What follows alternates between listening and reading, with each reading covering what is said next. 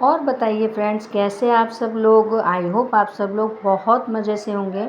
आज जो मैं रेसिपी लेके आई हूँ, देखिए उसके लिए लेंगे 2 कटोरी गेहूं का आटा, और उसके बाद लेंगे बेसन, और बेसन लेंगे हम 1/4 कटोरी। और इसी मेज़रमेंट से थोड़ा सा हम छान लेते हैं, क्योंकि बहुत ज़्यादा हो जाएगा तो फिर छनेगा नहीं प्रॉपर। और इसमें डालेंगे आधी कटोरी मैदा। वैसे तो मैं अपनी रेसिपी में मैदा अवॉइड ही करती हूँ, लेकिन किसी किसी रेसिपी में बाइंडिंग के लिए बहुत ज़रूरी भी हो जाती है। और इसके बाद लेंगे हम सूजी 1/4 कटोरी।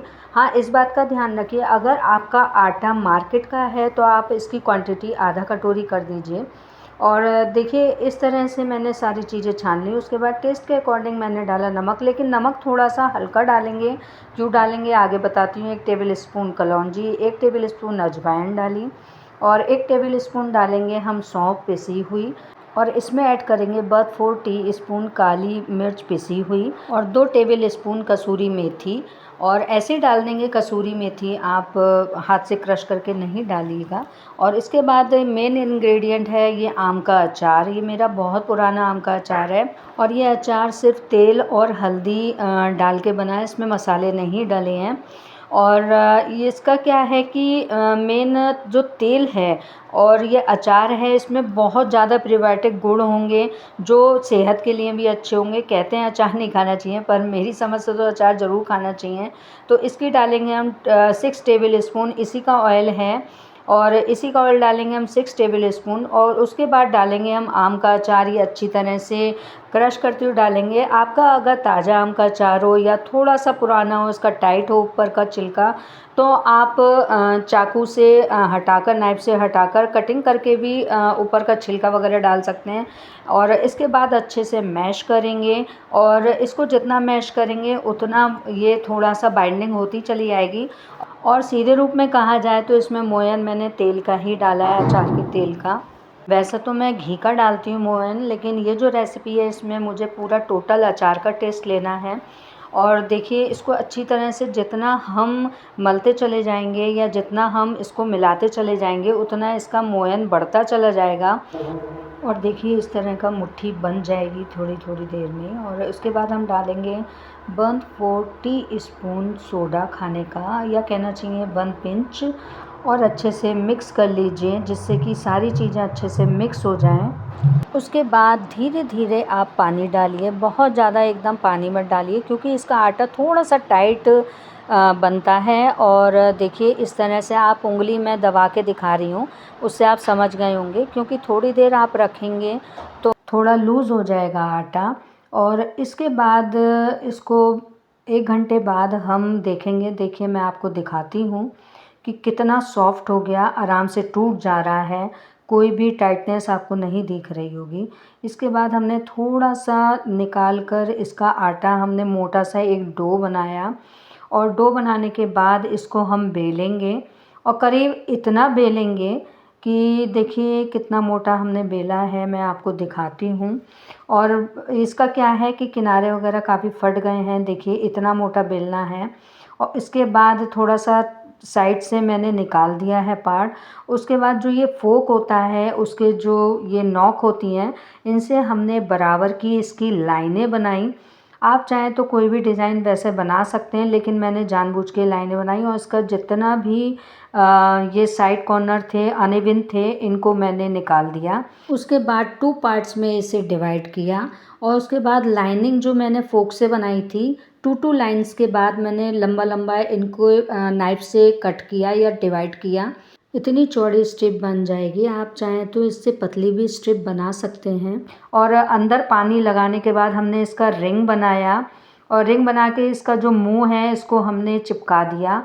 क्या होता है ये बनाने का, ये है आप इसकी मठरी भी बना सकते हैं, साके भी बना सकते हैं, लेकिन बच्चों के लिए थोड़ा इंटरेस्टिंग बनाना है तो उनके इंटरेस्ट के अकॉर्डिंग ही हमें उसका साइज़ देना होता है। साँखें या मटरी हम सामने रख देंगे तो बच्चे खाना भी नहीं चाहेंगे, और ये रखने में भी थोड़ा सा आसान होती है। एक डब्बे में आप भर कर रख दीजिए तो इनके टूटने का भी नहीं होता है, ना ही इनको रखने में ज़्यादा स्पेस चाहिए। और इस तरह से मैंने एक एक स्ट्रिप उठा के इनके रिंग बनाए। और रिंग बनाते टाइम आप ध्यान रखिए कि बहुत ज़्यादा इसको दबाइएगा नहीं, नहीं तो इसकी जो परतें हैं वो बहुत ज़्यादा दब जाएंगी। और इस तरह से हमने सारे रिंग बनाए। फिर कढ़ाई में हम घी या रिफाइंड गरम करने रखेंगे।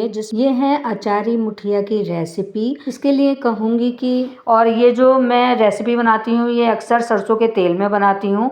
और सरसों के तेल की झल हटाने के लिए या जो इसकी जो स्मेल होती है वो नारियल का जो घिसते हैं उसकी जो परत हो जाती है आगे घिसते घिसते उसको मैं डाल देती हूँ। तो एक तरह से इसकी झल चली आती है और एक रिफाइंड का रूप ले लेती है ये।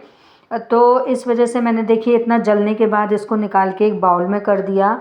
और इसके बाद इसकी जो फ्लेम है उसको लो कर दिया। और इसके बाद हमने जितने इसके रिंग्स बनाए थे वो सब डाल दिए। और लो मीडियम फ्लेम पे ही हम इसको सेकेंगे, यानी कि गोल्डन ब्राउन करेंगे। इसका बनाने का पर्पस तो कई है, लेकिन यह है कि बच्चों के इंटरेस्ट की चीज़ बनाओ तो बच्चे बड़े मज़े से खाते हैं। और एक तरह से इसको अचार की भी ज़रूरत नहीं होती, बहुत से लोग अचार लगा के खाते हैं। और इसका जो टेस्ट होता है ना, अचार का जो टेस्ट आता है इसमें वो बहुत ज़्यादा टेस्टी लगता है। और इसमें बेसन वगैरह डला है, उससे कहना चाहिए कि एक सौंधापन, जो आप अपनी लैंग्वेज में क्या कहते हैं मुझे नहीं मालूम, पर एक सौंधापन आता है। बच्चों को ये बहुत पसंद आता है क्यों थोड़ा सा साइज चेंज हो गया है, उनके मतलब का हो गया है। आप चाहें तो सांखें और मठरी भी बना सकते हैं, लेकिन बच्चों के लिए अगर आप ये रिंग बनाएंगे तो उन्हें बहुत पसंद आएगा। और ये सब बनाने के बाद मेरे को रेसिपी के लिए बहुत टाइम निकालना पड़ता है, क्योंकि बहुत सी चीज़ें ऐसी होती हैं रिलेशन वगैरह की, वो सब भी रखनी होती हैं और सो व्यवहार भी निभाने होते हैं। तो मैं जल्दी से बनाने के बाद तैयार होने, मेरे देवर का बर्थडे था और उनका कोई भी प्लान नहीं था। जब हम केक लेके गए तो खुश भी हुए, लेकिन कहने लगे कि अब हम बड़े हो गए हैं तो बच्चों की बर्थडे केक कटता है कि हमारा। लेकिन मेरा ये कहना है कि हम कितने भी बड़े हो जाएं, लेकिन एक बर्थडे का केक काटने का जो क्रेज़ है वो हम कितने भी बड़े हो जाएं वो कभी भी नहीं ख़त्म करना चाहिए। उसकी खुशी अलग होती है। और फिर उसके बाद देवरानी ने बहुत सामान बना रखा था, वो सब हमने खाया पिया एंजॉय किया। और मुझे लौटना था घर पर जल्दी, क्योंकि हमारी कॉलोनी में गृह प्रवेश था और उसमें सुंदरकांड था, उसमें भी जाना था। इसलिए कहते हैं ना कि व्यवहार भी निभाना होता है, रिश्ते भी रखने होते हैं और अपना काम भी करना होता है और अपने टाइम निकालना होता है अपने काम के लिए। सो फ्रेंड्स, आपको कैसी लगेगी वीडियो? आई होप आपको पसंद आई होगी। आगे मिलते हैं इंटरेस्टिंग टॉपिक पे, इंटरेस्टिंग वीडियो पे। So take care, bye bye.